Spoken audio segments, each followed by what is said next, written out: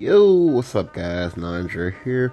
Welcome to the concept games for my control blood deck.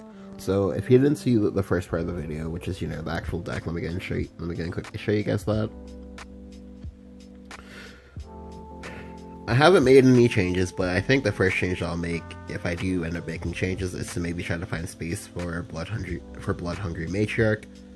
I don't know what I'll cut, and it's one of those, like, I only want to do it just because, like, blood hungry is so good versus blood, because, like, it makes it so that there's, like, less pressure on you to need to, oh hey, well, they put out multiple creatures on board and I can't play rev. Okay, well, I don't want to play Bahamut either, so what do?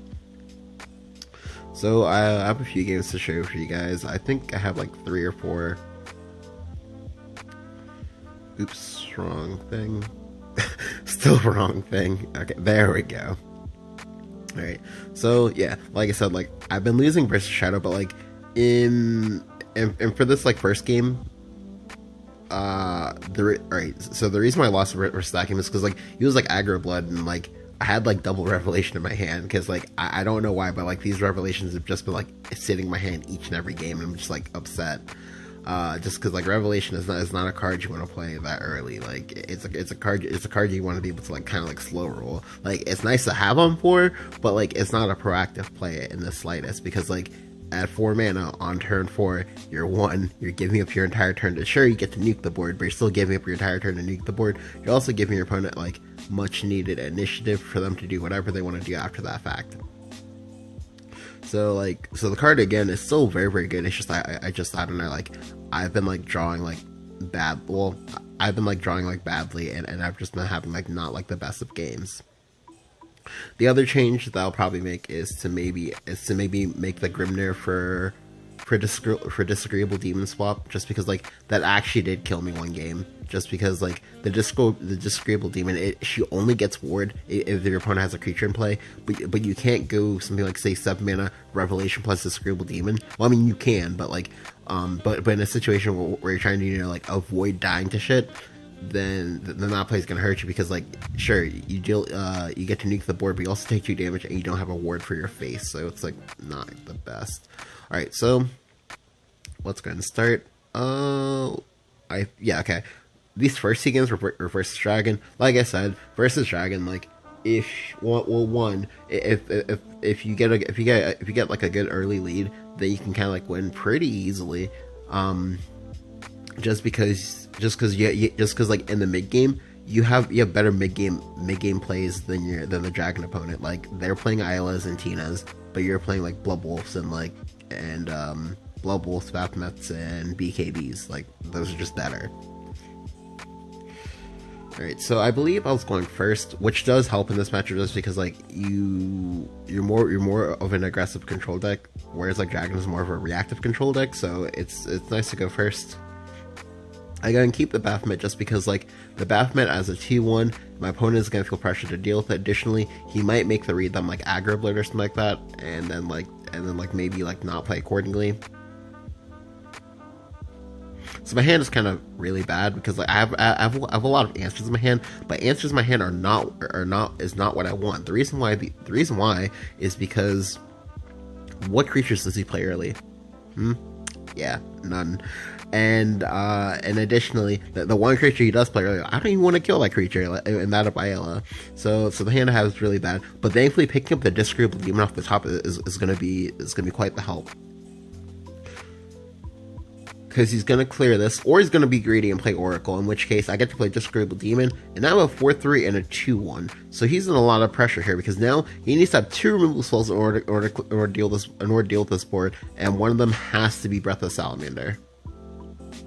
So here, he plays a Dragon Summoner, that's fine, I don't care about that, and then he plays the Blazing Brother, again, that's fine. Like, it now means that he's gonna get clocked in the face for 4 with this disagreeable demon. So, because I sense weakness here, I'm gonna go ahead and go full throttle. I'm gonna go ahead and go Vampire Kiss, Blood Wolf, and then Face. Now I can drop him down to 12. So, even though, yes, he has 4 mana, he played the Oracle, so even if he wants to, he can play Sybil next turn, which would still be his best play, but the Sybil is not good enough. The reason why is just because, like, it's just gonna die, it's not gonna heal him, it's not gonna ramp him. So right now, my opponent is in a very, very tenuous spot. So I play out the Kiss here over, say, the Hungering Horde, because, like, the Hungering Horde has additional value, because if he does go for that Sybil line, I can go ahead and just, like, Hungering Horde if I want to. However, instead he plays Rahab, and the Rahab is fine. Like if anything, I don't mind seeing the Rahab. Like, it's the best card from to have had last turn would have actually have been Tina. So now this turn I'm just gonna get to go Scarlet's Brewer, ping his face, and then go ahead and trade into his Rahab. Now the best card he can have here will be Wrath Drake. However, if he doesn't have the Wrath Drake, if he has to play Sybil, he needs to have Removal Spell. So he's at 8 HP. He can die. There's a very strong chance he can die. So here, he just goes Ayala, he evos into my Scarlet's Brewer to clear it up. That's fine. But then he just passes. So by him passing, that's really dangerous for him, because, like, I can drop him to 4 if I want to right now. I can drop him to 4 and then play a Phantom Cat to go ahead and reload. So I don't play many neutrals in this deck. I play exactly 5. So there's a very, very small chance that if I pull double neutral here, he dies. Unfortunately, seeing the Kai'Sa actually kind of hurt the odds of that a little bit, because now I'm down to 4. But I don't really care, like, about the burn. Like it's nice to get, because you know, every little point matters. However, right now it's just basically about the pressure, because, like, there are a lot of cards in my deck that can kill him. Like the Temptress Vampires can kill him. The Phantom Cats, just, you know, they let me keep digging.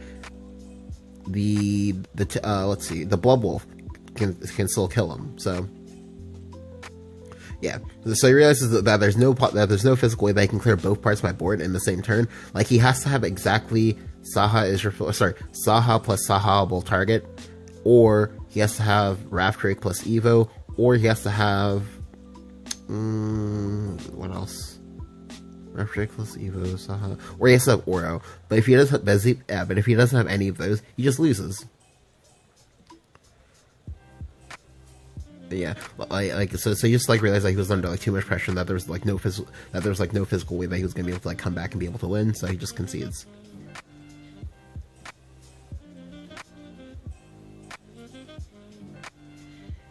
So again, I'm versus Dragon. Like, you want to be the aggressor early, like, and then, like, later in the game when they're trying to, like, claw their way back in, you just want to be able to answer everything that they're doing as smoothly as possible. So I get the Baphomet, I get a Vampire Kiss. The Kiss isn't good because, again, like I said in the first game, he plays creatures, or sorry, he doesn't play creatures, so it's a blank card.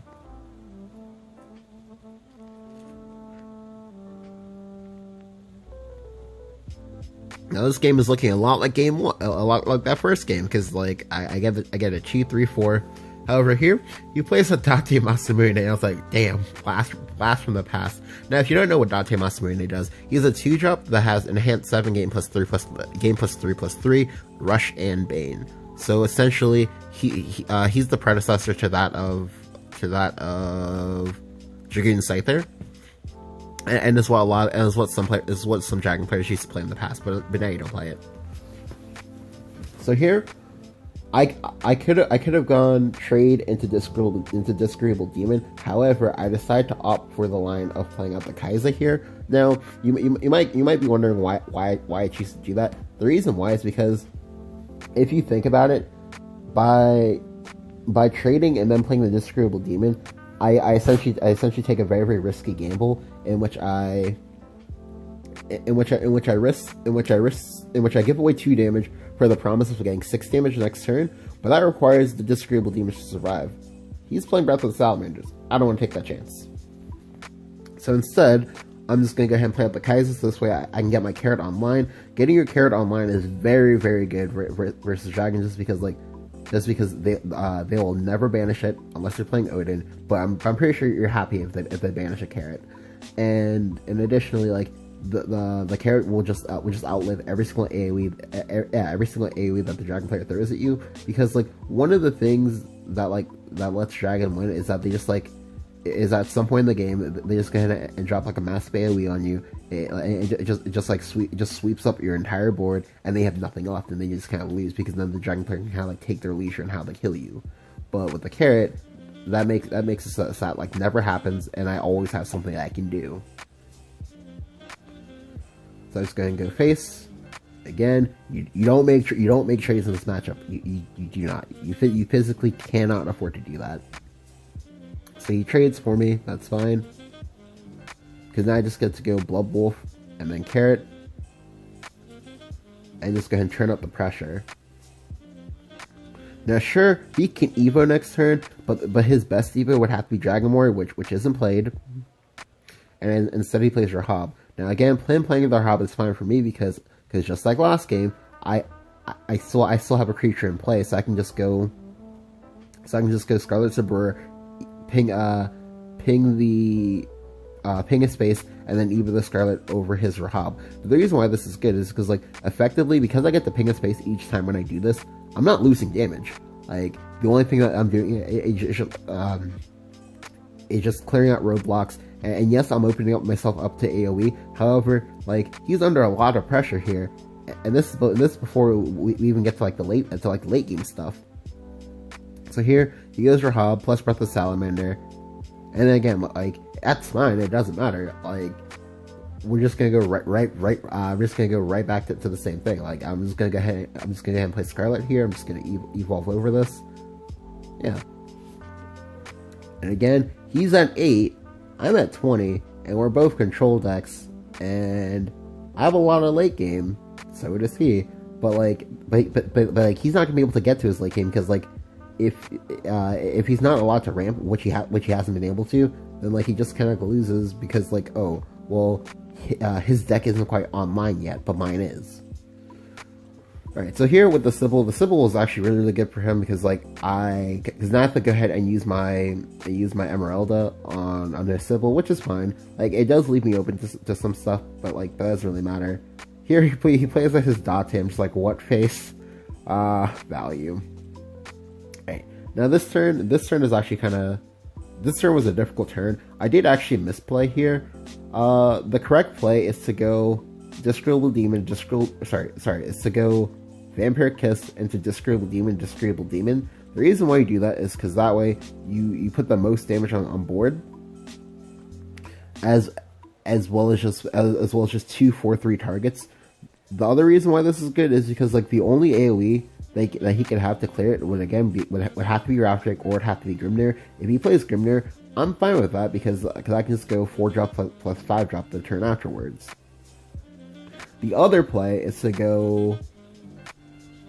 The other play, which is the line that I choose to take instead, is to go Big Knuckle Bodyguard into Baphomet into Carrot. The reason why this is good is because you put out multiple creatures in play, and then you effectively, if your opponent clears it, you effectively just trade 1-for-1 with the AoE. The reason why is because the Baphomet's going to get your card. The carrot in himself doesn't really count as a card. So, yeah. So again, I just go Baphomet first to see what I get. I get the Temptress. The Temptress is nice. However, unfortunately, I will not have enough damage to kill him next turn. I'll have to try for a 2-turn lethal.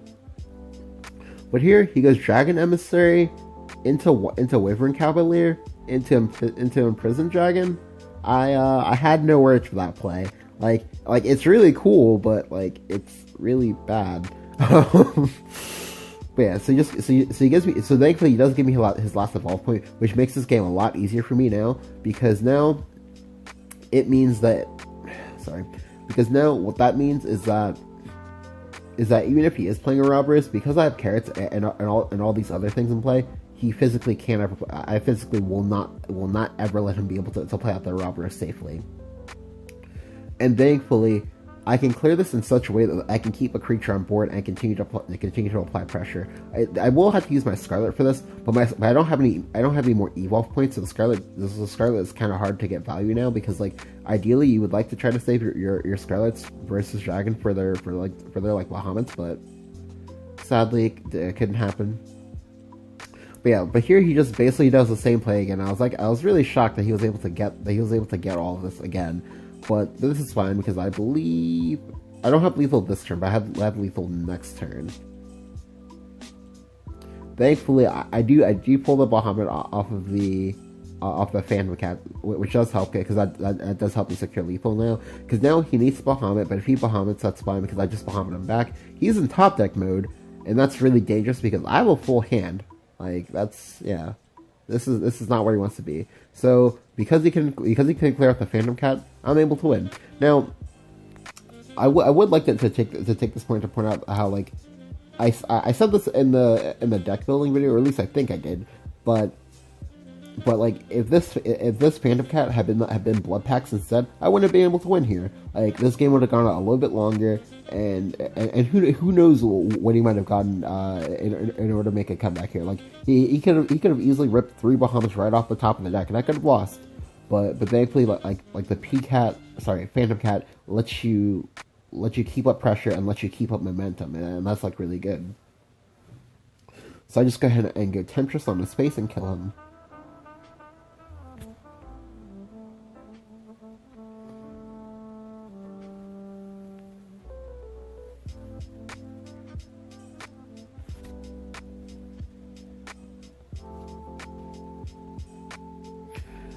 Alright, so for this last game, this game was pretty interesting. My opponent could have killed me, but then, like, I don't even know what went through his mind when he made this play, but he just kind of like punts the game entirely. Like, he just like punts it through the roof, like just unreal. I don't know. I have no words. Alright, so yet again, I'm going first. And yet again, my hand is really good. So the reason why I kept the hand that I did is because in the Haven game before this one that I lost it because, like, I couldn't really apply pressure. Alright, let me clarify. I did apply pressure. However, I ran out of steam. Then I ate a Themis, and then my opponent was able to go evolve dog plus dog, and then played Aegis the turn afterwards, and I just died because, like, I just ran out of damage. So I keep this hand here because, again, it's a very, very aggressive hand, and you do want to be the aggressor in this matchup, just because, like, if they play Seraph, you're not playing Odins. If they play Aegis, well, you just lose. So I go ahead and I go Baphomet. Baphomet gets me a Scarlet. That's nice because now I have I almost have like a perfect curve. I get the Kaiser, but instead I'm going to go ahead and play out the Discoverable Demon. Now, if you notice in the other game, I played out the Carrot first, but this time I'm going to play out the Demon first. The reason why is because, like, versus Haven, I cannot make trades, and having the Carrot doesn't really matter in the grand scheme of things, just because, like, he can banish it, he can nuke it with Themis, and I'm on a timer. So I'm just gonna go ahead and go face here.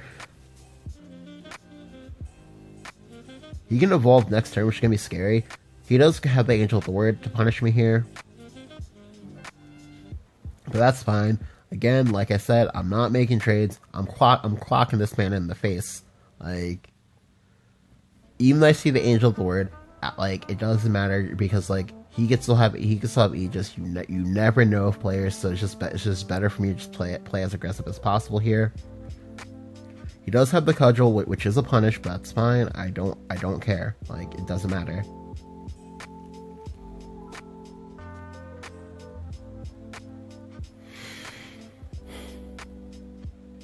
Alright, so this turn was, like, kind of a difficult turn. The reason why it was a difficult turn is because I didn't know at the time which was the better line of play.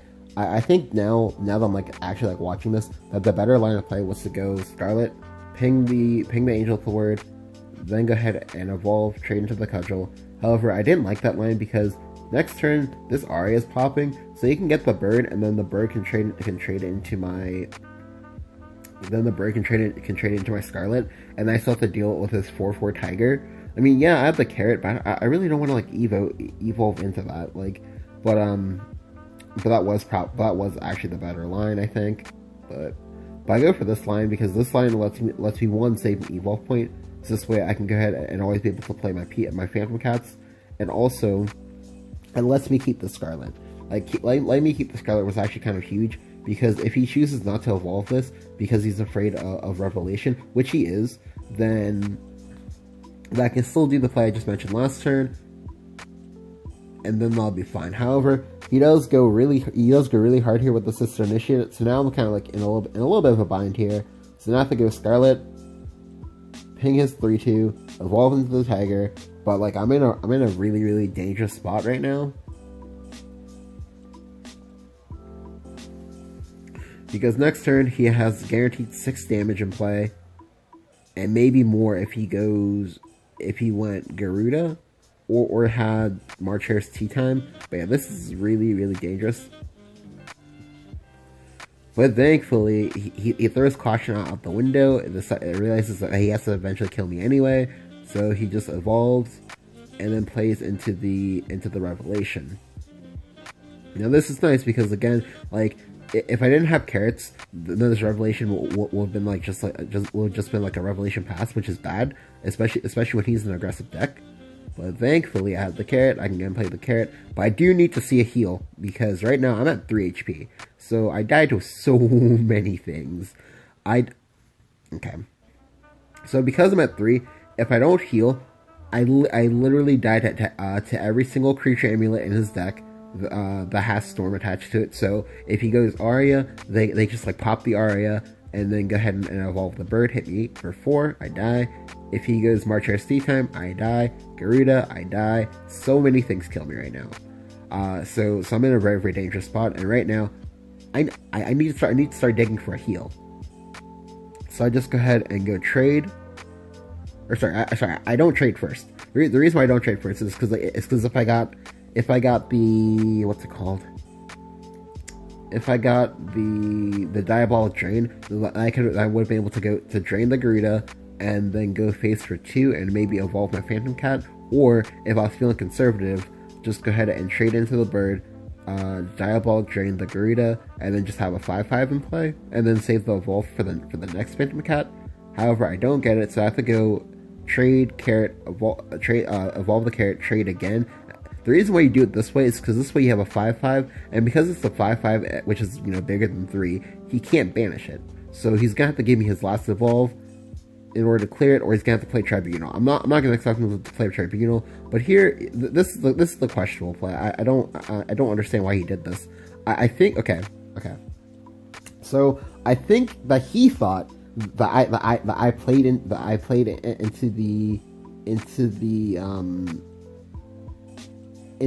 the Priest of the Cudgel, which is why he made the Snap evolve, but that was really questionable. I don't know. Alright, but here, this turn, yet again, I have some different like possible lines to take. So the first line, which is actually probably the better line, is to go ahead and go go Baphomet, see what you get, into Emeralda, have the Emeralda destroy the Priest, then go ahead and trade into the Erd. Now with this line, it lets you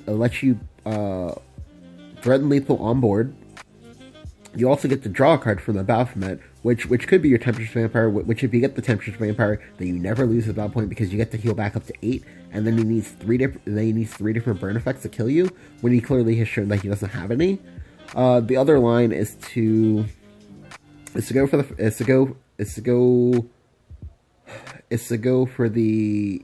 ahead and go face, then Revelation. Sorry, yeah, go face, then go for Revelation, then play the Baphomet, then play the Kaiser. Now, with this line, unfortunately, you will not get to see what you're going to get with the Baphomet.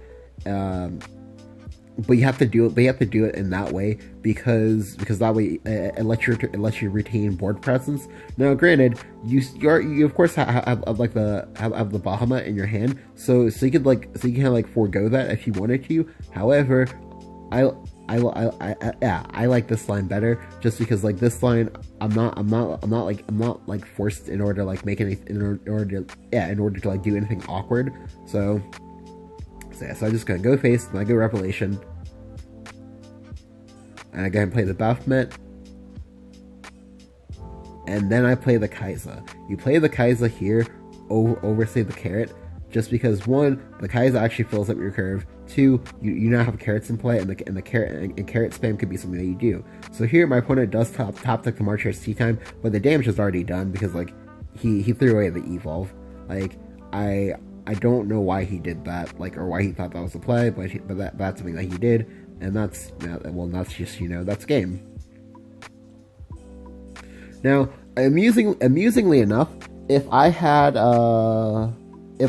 played into this Priest of the Cudgel, that would the game still would have ended up the same way. If anything, that actually would have been better for me. Just because that way he wouldn't have an evolve, and physically the only way he kills me, unless he has Garuda or unless he has like a burn spell in that of exactly Demonic Strike, has to be exactly Garuda at that point. So that's one of those things that you need to like think about, like, and that sometimes making the worst play on paper is actually better for you in the long run, which is pretty amusing. But anyway, that was all 3 games. Hope you guys enjoyed. Thank you so much for watching. Go and leave a like if you enjoyed. Go ahead and hit that subscribe button if you haven't already. I do try to upload every single day. Well, not every single day, but most days. And yeah, I will catch you guys later.